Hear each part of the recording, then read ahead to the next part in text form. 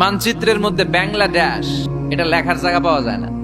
বাংলাদেশ কথাটা লেখার জায়গাও বাংলাদেশের উপরে নাই। কত ছোট, পাশের ইন্ডিয়ায় 25 গুণ বড়, Canada United states of America প্রায় 100 গুণ বড়, রাশিয়া নামে একটা দেশ আছে প্রায় কয়েকশো গুণ বড়। এরকম 200টা দেশ মিলে আমাদের এই পৃথিবী। এই 200টা দেশ মিলে পৃথিবীর মাত্র 30 ভাগ, বাকি 70 ভাগ হচ্ছে শুধু পানি। সুবহানাল্লাহ কইবেন না? কত ক্ষুদ্র আমি, কত তুচ্ছ আমি, কত নগণ্য আমি, চিন্তা করতে পারেন? পৃথিবীটাকে এত বড় মনে হচ্ছে আমাদের, কিন্তু এই যে দ্বীপ প্রহরের জলজলে সূর্যটা দেখা যায়, এই সূর্যটা এই বিশাল পৃথিবীর চেয়ে 13 লক্ষ গুণ বড়। 9 কোটি 30 লক্ষ মাইল দূরে 8 মিনিট 18 সেকেন্ড সময় নিয়ে আলোটা আসে। সূর্যের পরে পৃথিবীর সবচেয়ে কাছের তারার নাম প্রক্সিমা সেন্ট্রাই, তারপরে আলফা সেন্ট্রাই এ, আলফা সেন্ট্রাই বি, যেতে যেতে ইটা ক্যারিনা, ব্যাটেলজিউস, এরকম অনেকগুলো আছে, আপনারা গুগল করলে পাবেন এগুলো। এই যে ব্যাটেলজিউস তারা, যে সূর্য পৃথিবীর চেয়ে 13 লক্ষ গুণ বড়, ওই ব্যাটেলজিউস তারাটা আবার সূর্যের চেয়ে 33 কোটি গুণ বড়। তাহলে এতক্ষণ পর্যন্ত বোঝা যাচ্ছে ব্যাটেলজিউসই মনে হয় বড় না। ব্যাটেলজিউস এত ক্ষুদ্র তারা, এটার কোনো নাম নিশানাই নাই অন্য তারকার সামনে। চিল্লায় কোন আল্লাহু আকবার। এরকম লক্ষ লক্ষ অযুত লক্ষ নিযুত কোটি million billion trillion zillion fillion octillion তারা নিয়ে আমাদের গ্যালাক্সি গঠিত। আমাদের এই গ্যালাক্সির নাম মিল্কি ওয়ে। কি নাম? আমাদের গ্যালাক্সির পরে সবচেয়ে কাছের গ্যালাক্সির নাম অ্যান্ড্রোমেডা। আমাদের গ্যালাক্সি থেকে অ্যান্ড্রোমেডায় পৌঁছতে আলোর গতিতে কেউ যদি পৌঁছতে যায় তাহলে 2.5 মিলিয়ন লাইট ইয়ার সময় লেগে যাবে। 2.5 million light year. Light year মানে আলোকবর্ষ। আলোকবর্ষ বললাম এজন্য, মানে আলোর গতিতে যদি আপনি ছোটেন, এই পৃথিবীতে আবিষ্কৃত সবচেয়ে দ্রুত গতিসম্পন্ন যে উপাদানটা পাওয়া গিয়েছে সেটার নাম লাইট, মানে আলো। সেটা কি? এই আলো 1 সেকেন্ডে ছুটে 1,86,000 মাইল বেগে। সুবহানাল্লাহ। বাড়িতে গিয়া 1 সেকেন্ডে 1 লক্ষ, 1 ঘন্টায় না কিন্তু, 1 মিনিটেও না, আরে 1 সেকেন্ড কইতে 2 সেকেন্ড লাগবে। কথা কন? সেই 1 সেকেন্ডে নাকি আলো ছুটলে 1,86,000 মাইল চলে যায়।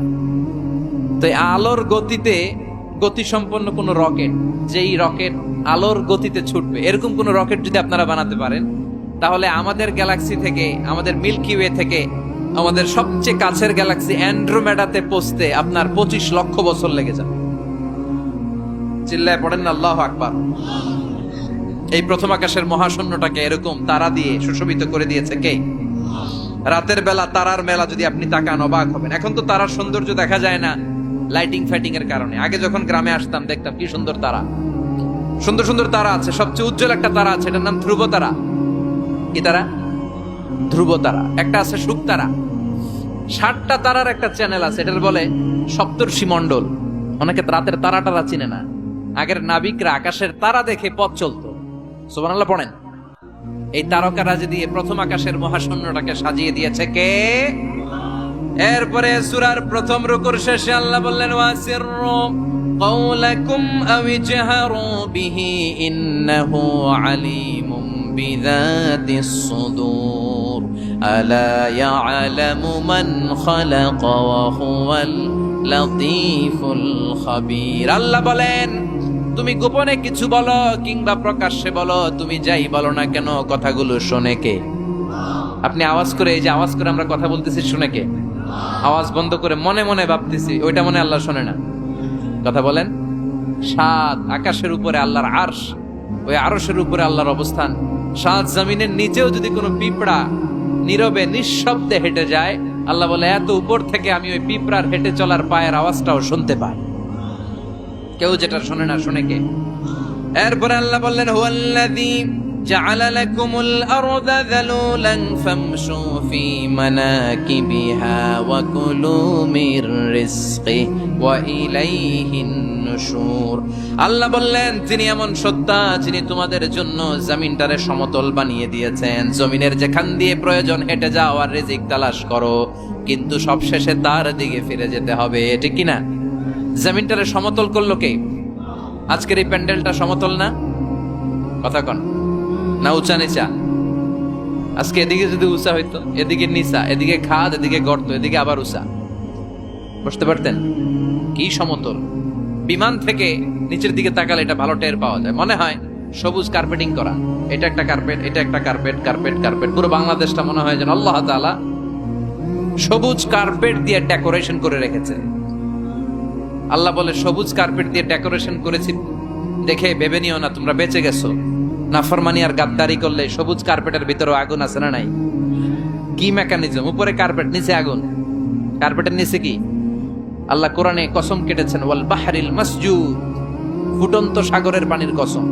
দুনিয়ার কোন সাগরের পানি গরম না, সব ঠান্ডা, কিন্তু আল্লাহ বললেন ফুটন্ত টকবকে সাগরের পানির কসম আমি খেলাম। অনেক গবেষণা হলো এই সাগরের পানি নিয়ে। আমেরিকান নেভাল একাডেমির এক চিফ ইঞ্জিনিয়ার উনি বললেন কোরআনে পাওয়া গেল টকবকে সাগরের পানির কসম, কিন্তু সাগরের পানি তো ঠান্ডা, এখানে গরম আসলো কোত্থেকে? আসলে আল্লাহ সাগরের নিচে যে গরম মজুদ রেখে দিয়েছেন ওইটার দিকে খেয়াল করে বলেছে। তো সে গবেষণা করতে চাইলো, দেখি সাগরের ভিতরে আগুন কই আছে। কোরআন যেহেতু বললো টকবকে সাগরের পানির কসম, আসলে কোনো আগুন টাগুন খুঁজে পাওয়া যায় কিনা। সে সাগরের ভেতরে পাইপ ঢুকাতে শুরু করলো, জোড়া লাগিয়ে লাগিয়ে গবেষণা। তো পাইপ যেতে যেতে অনেক সাগরের গভীরতা শেষে তলা পাওয়া গেল। তলার ভেতরে সে ড্রিল করে পাইপ ঢুকাতে লাগে। সে পেয়ে গেল মাটির স্তর, এরপরে পাললিক শিলার স্তর। পৃথিবীর ভিতরে কিন্তু অনেকগুলো স্তর আছে জানেন?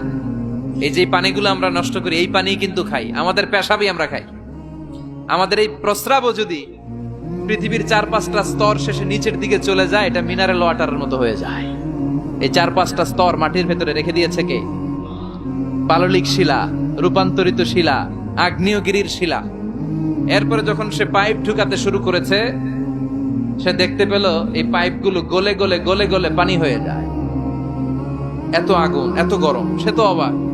সে অবাক, পৃথিবীর ভিতরে এত আগুন আসলো কোত্থেকে? তো এই আগুনের টেম্পারেচারটা কতটুকু পাওয়ারফুল এটা চেক করার দরকার আছে না নাই? সে বলল, I need fire proof pipe, bring from America. America থেকে ফায়ার প্রুফের পাইপ আনো, পরীক্ষা চালায় দেখি। ফায়ার প্রুফের পাইপ আনা হলো, এবার ফায়ার প্রুফের পাইপ ঢুকাইতে শুরু করছে। সাগর শেষে তলা, পাললিক শিলা, রূপান্তরিত শিলা, আগ্নেয়গিরির শিলা।